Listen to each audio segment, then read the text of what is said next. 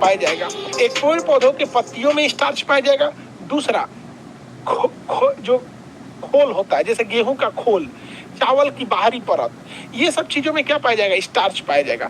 तो अनाज की चोकर में स्टार्च और पत्तियों में स्टार्च पाया जाता है, पत्तियों में भी स्टार्च पाया जाता है, समझा गया। तो हम लोग पत्ती को पचा सकते हैं, पत्ती को इजीली पचा सकते हैं, पत्ती को क्या कर सकते हैं, इजीली पचा सकते हैं। तो स्टार्च जो होता है वो हम इजी पचा सकते हैं, सेलुलोज नहीं पचा सकते हैं। तो स्टार्च जो दो जगह मिलेगा, चोकर में स्टार्च मिलेगा और पत्तियों में स्टार्च मिलेगा। और अगर चोकर हटा देंगे, जैसे गेहूं है, गेहूं में से अगर चोकर हटा देंगे तो मैदा बन जाएगा, मैदा। फिर मैदा हमने, हमारे लिए स्टार्च जरूरी है, भोजन को अच्छे से पचाने में हेल्प करता है। इसलिए जब हम आटा लाते हैं ना, तो आटा पिसवाते हैं, गेहूं पिसवाएंगे तो उसका चोकर भी साथ रहेगा और चलनी से चाल देंगे लोग, जिससे कि 90% चोकर यानी स्टार्च बाहर निकल जाए और 10% चोकर बचा ही रह जाता है। 90% हम चोकर को बाहर फेंक देते हैं और 10% चोकर बचा ही रह जाता है, उसको हम आटा में जरूर यूज करते हैं। और नहीं, अगर 100% चोकर बाहर निकाल देंगे, अर्थात 100% स्टार्च बाहर निकाल देंगे, तो हो जाएगा मैदा, और मैदा जल्दी पचेगा नहीं। तो स्टार्च को तो हम पचा सकते हैं, इसलिए दवाइयों का कैप्सूल हम किसका यूज करते हैं, स्टार्च का। दवाइयों का जो कैप्सूल होता है ना, वो किसका बना होता है, जिलेटिन और स्टार्च का बना होता है। कैप्सूल देखेंगे ना तो दो कवर सही से जोड़ देगा, यहाँ से ऐसे कैप्सूल बना देगा, ये दवाइयों का कैप्सूल होता है।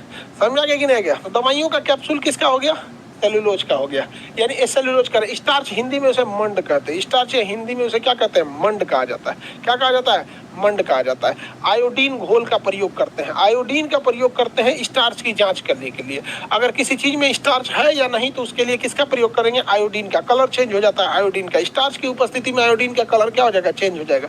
तो आयोडीन की जांच करने के लिए, स्टार्च की जांच करने के लिए आयोडीन घोल का प्रयोग किया जाता है। देखिए कैप्सूल जो होता है, अमूमन हम लोग उन्हीं दवाइयों को कैप्सूल में डालते हैं जिसे जल्दी घुलाना होता है, कैप्सूल जल्दी घुल जाता है, और टेस्ट में अगर खराब रहते हैं तब कैप्सूल होता है। अब जैसे किसी का बीपी डाउन हो गया है, सपोज कीजिए कि किसी का बीपी, ब्लड प्रेशर डाउन हो गया है, अब इसकी बीपी को बढ़ाना है, तो आपको पता है कि बीपी बढ़ाने के दो रास्ते, या तो नमक खिलाइए या तो उसकी पत्नी से उसकी बात कराइए।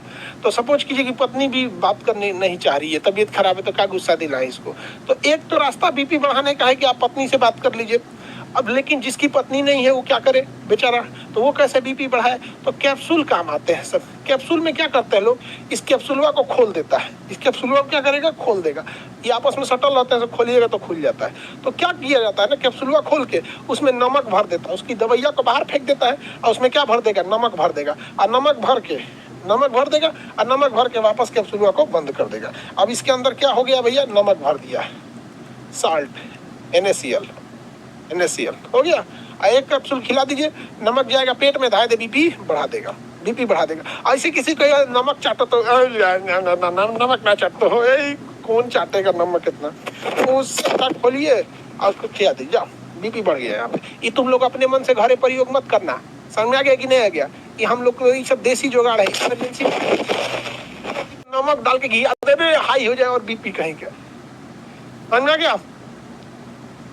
हाँ बाबू, ऐसा हो जाता है, नमक हो गया। अभी मेरी मम्मी की तबीयत ठीक नहीं थी, बीमार थी, तो बीपी डाउन हो गया था। जब हम सोचे आधा घंटा बढ़ेगा, 1 घंटा बढ़ेगा, बीपी नहीं बढ़ रहा है। नमक चाटने के लिए बोला, कौन नमक चाटेगा, जो अच्छा लगेगा नमक चाटना। कैप्सूल खोले, बीकासोल कैप्सूल आता है ना ताकत का, खोल के उसकी दवाइयाँ बाहर कर दिए, नमक भर के खूब बढ़िया से, मम्मी खा लीजिए। मम्मी खा ली, आधा घंटा में बीपी ठीक हो गया। ये सब चीजें अपने से प्रयोग नहीं कीजिएगा। और आप लोगों से मेहरबानी है कि आप लोग प्लीज मेडिकल साइंस में अपना हाथ मत आजमाइएगा।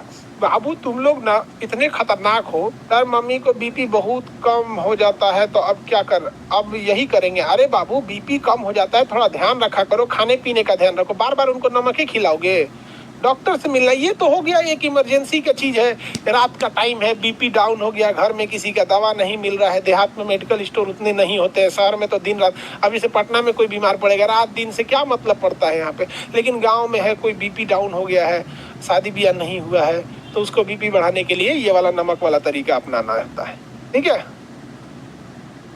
आपकी मम्मी अब कैसी है, सब आप लोग की दुआ है, एकदम बढ़िया है, आप लोग की दुआ है, आप सब लोग की इतनी दुआ रहती है, क्या बोला जाए। यहाँ पे ऊपर वाला भी कंफ्यूज हो गया भाई।